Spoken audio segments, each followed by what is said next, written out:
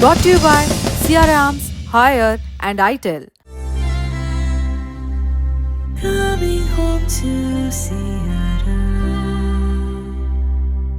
आज दोनों सदनों में डॉक्टर भीमराव अंबेडकर को लेकर बहस हुई। वजह कल राज्यसभा में दिया गया गृह मंत्री अमित शाह का ये बयान। मान्यवर, अभी एक फैशन हो गया है, अंबेडकर अंबेडकर अंबेडकर अंबेडकर अंबेडकर अंबेडकर। इतना नाम अगर भगवान का लेते तो 7 जन्मों तक स्वर्ग मिल जाता। जब आज 18 दिसंबर को कार्रवाई शुरू हुई तो राज्यसभा में 11 बजे से ही विपक्ष की ओर से हल्ला होने लगा। आरोप लगा गृह मंत्री ने सदन में डॉक्टर अंबेडकर का अपमान किया। हंगामे के बीच संसदीय कार्य मंत्री किरण रिजिजू अपनी कुर्सी से उठ गए और विपक्ष के आरोपों पर पलटवार किया।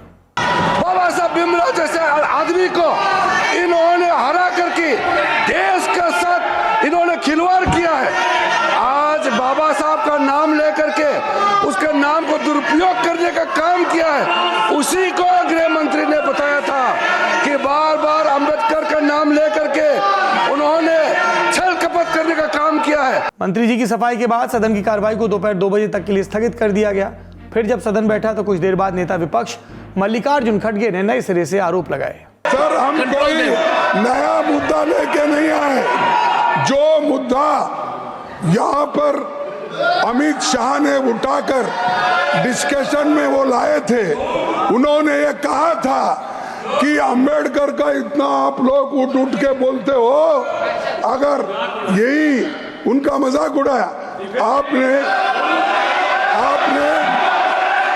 100 बार, अगर ऐसी मैंने अगर ऐसा ही भगवान का नाम अगर लेते तो 7 जन्म में आप स्वर्ग को जाते, ये उनका कहना था।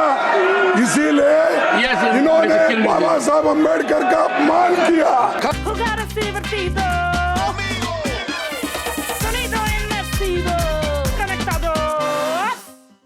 नेता प्रतिपक्ष की ओर से लगाए जा रहे आरोपों पर नेता सदन जगत प्रकाश नड्डा के बोलने की बारी आई।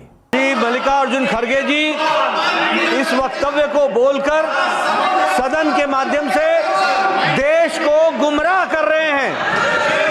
गृह मंत्री जी का पूरा वक्तव्य इस बात पर था कि आपने जीते जी अंबेडकर जी का, बाबा साहब अंबेडकर भारत रत्न का हमेशा तिरस्कार किया। राज्यसभा के इतर लोकसभा की बहस इतनी भी नहीं चल सकी। विपक्ष की ओर से नारेबाजी होती रही और अगले दिन के लिए सदन स्थगित कर दिया गया।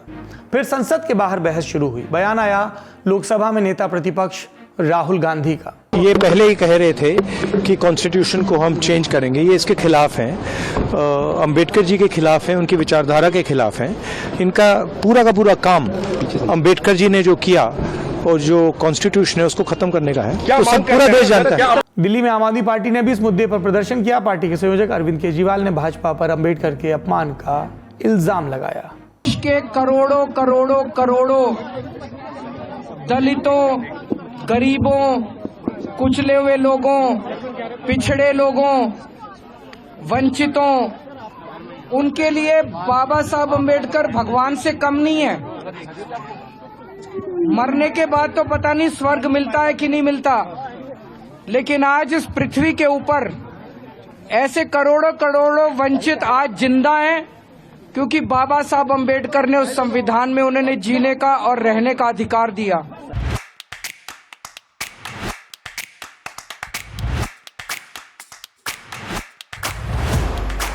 इल्जाम थे विपक्ष से, काउंटर आया सत्ता पक्ष की तरफ से। सबसे पहले प्रधानमंत्री नरेंद्र मोदी ने सोशल मीडिया प्लेटफॉर्म एक्स पर एक थ्रेड लिखा और कहा, भारत के लोगों ने बार बार देखा कैसे एक वंश के नेतृत्व वाली एक पार्टी ने डॉक्टर अंबेडकर की विरासत को मिटाने और SC/ST समुदायों को अपमानित करने के लिए गंदी चाल चली। पंडित नेहरू ने उनके खिलाफ चुनाव में प्रचार किया, उन्हें भारत रत्न नहीं दिया। संसद में गृह मंत्री अमित शाह जी ने कांग्रेस के काले इतिहास का खुलासा किया है। इसके बाद शाम को गृह मंत्री अमित शाह ने भी पत्रकारों को संबोधित किया और ये इल्जाम लगाए।